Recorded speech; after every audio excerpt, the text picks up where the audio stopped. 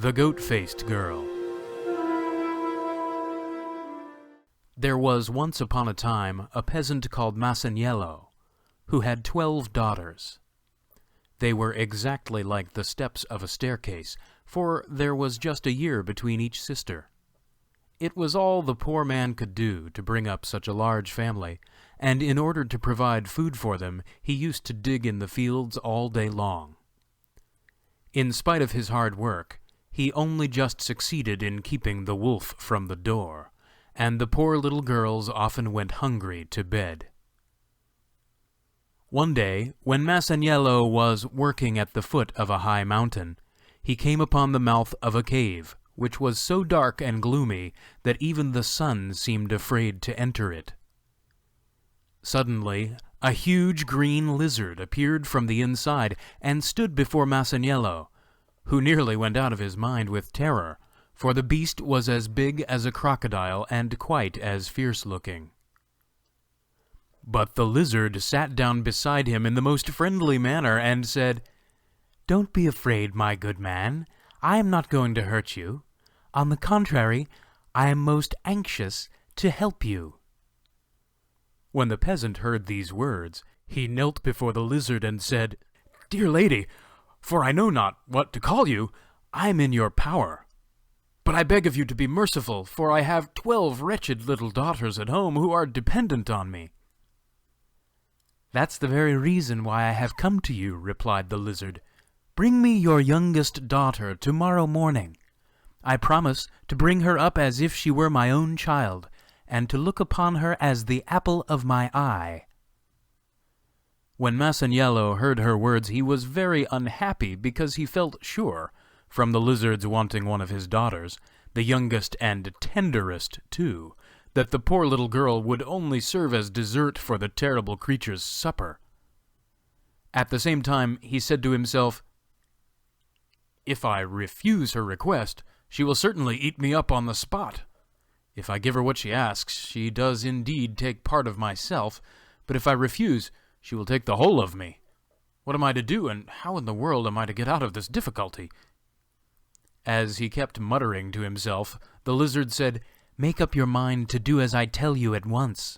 I desire to have your youngest daughter, and if you won't comply with my wish, I can only say it will be the worse for you." Seeing that there was nothing else to be done, Masaniello set off for his home, and arrived there looking so white and wretched that his wife asked him at once, "What has happened to you, my dear husband? Have you quarrelled with anyone, or has the poor donkey fallen down?"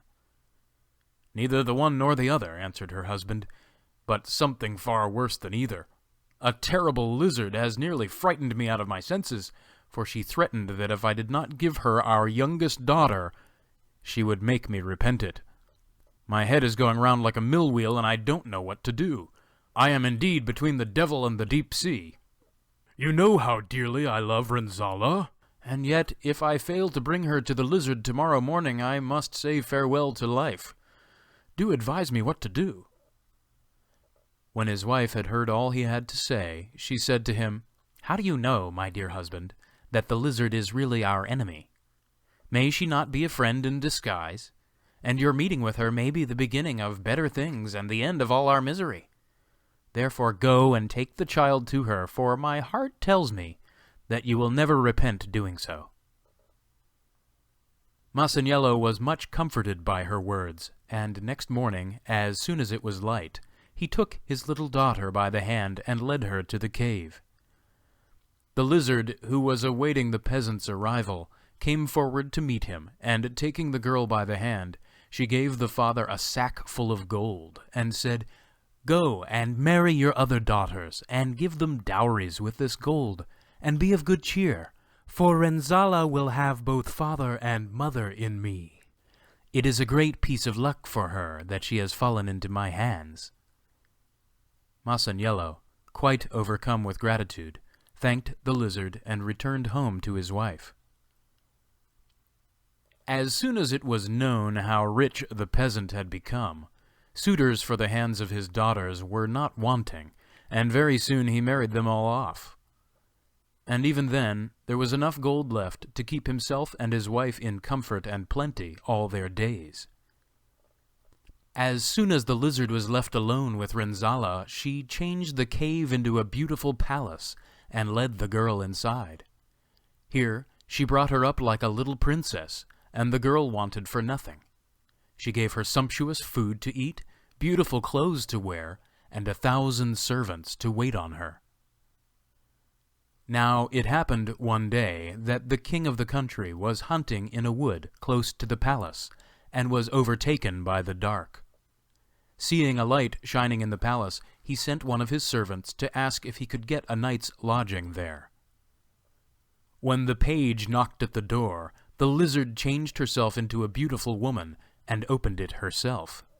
When she heard the king's request, she sent him a message to say that she would be delighted to see him, and give him all he wanted.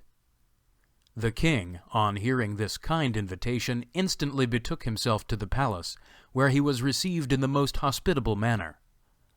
100 pages with torches came to meet him, 100 more waited on him at table, and another 100 waved big fans in the air to keep the flies from him. Renzala herself poured out the wine for him, and so gracefully did she do it that his majesty could not take his eyes off her. When the meal was finished, and the table cleared, the king retired to sleep, and Renzala drew the shoes from his feet, at the same time drawing his heart from his breast. So desperately had he fallen in love with her, that he called the fairy to him, and asked her for Renzala's hand in marriage. As the kind fairy had only the girl's welfare at heart, she willingly gave her consent, and not her consent only, but a wedding portion of 7,000 gold guineas. The king, full of delight over his good fortune, prepared to take his departure, accompanied by Renzala, who never so much as thanked the fairy for all she had done for her. When the fairy saw such a base want of gratitude, she determined to punish the girl, and, cursing her, she turned her face into a goat's head. In a moment, Renzala's pretty mouth stretched out into a snout, with a beard a yard long at the end of it. Her cheeks sank in, and her shining plaits of hair changed into 2 sharp horns. When the king turned round and saw her, he thought he must have taken leave of his senses. He burst into tears and cried out, "Where is the hair that bound me so tightly? Where are the eyes that pierced through my heart? And where are the lips I kissed? Am I to be tied to a goat all my life?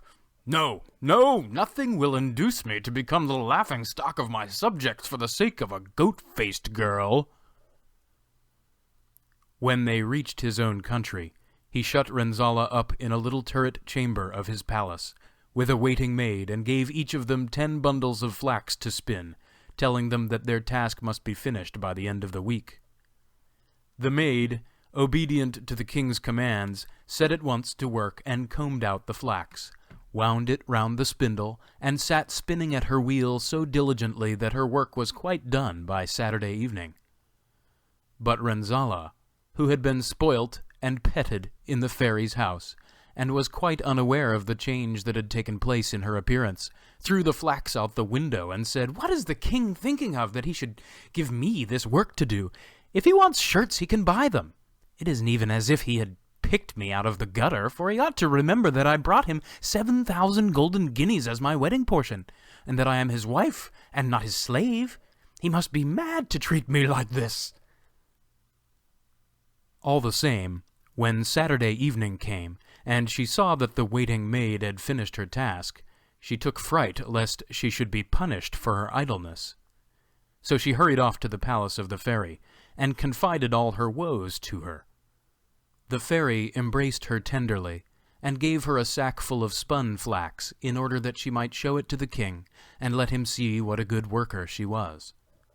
Renzala took the sack without one word of thanks, and returned to the palace, leaving the kind fairy very indignant over her want of gratitude. When the king saw the flax all spun, he gave Renzala and the waiting maid each a little dog, and told them to look after the animals and train them carefully. The waiting maid brought hers up with the greatest possible care, and treated it almost as if it were her son. But Renzala said, "I don't know what to think. Have I come among a lot of lunatics? Does the king imagine that I am going to comb and feed a dog with my own hands? With these words she opened the window and threw the poor little beast out, and he fell on the ground as dead as a stone. When a few months had passed, the king sent a message to say he would like to see how the dogs were getting on. Renzolla, who felt very uncomfortable in her mind at this request, hurried off once more to the fairy. This time she found an old man at the door of the fairy's palace, who said to her, "Who are you, and what do you want?" When Renzolla heard his question, she answered angrily, "Don't you know me, old Goatbeard, and how dare you address me in such a way?" "The pot can't call the kettle black," answered the old man, "for it is not I, but you, who have a goat's head. Just wait a minute, you ungrateful wretch, and I will show you to what a pass your want of gratitude has brought you." With these words he hurried away and returned with a mirror, which he held up before Renzolla. At the sight of her ugly, hairy face, the girl nearly fainted with horror, and she broke into loud sobs at seeing her countenance so changed. Then the old man said, "You must remember, Renzolla, that you are a peasant's daughter, and that the fairy turned you into a queen. But you were ungrateful, and never as much as thanked her for all she had done for you. Therefore she is determined to punish you. But if you wish to lose your long white beard, throw yourself at the fairy's feet and implore her to forgive you. She has a tender heart, and will, perhaps, take pity on you." Renzolla, who was really sorry for her conduct, took the old man's advice, and the fairy not only gave her back her former face, but she dressed her in a gold-embroidered dress, presented her with a beautiful carriage, and brought her back, accompanied by a host of servants, to her husband. When the king saw her looking as beautiful as ever, he fell in love with her once more, and bitterly repented having caused her so much suffering. So Renzolla lived happily ever afterwards, for she loved her husband, honored the fairy, and was grateful to the old man for having told her the truth.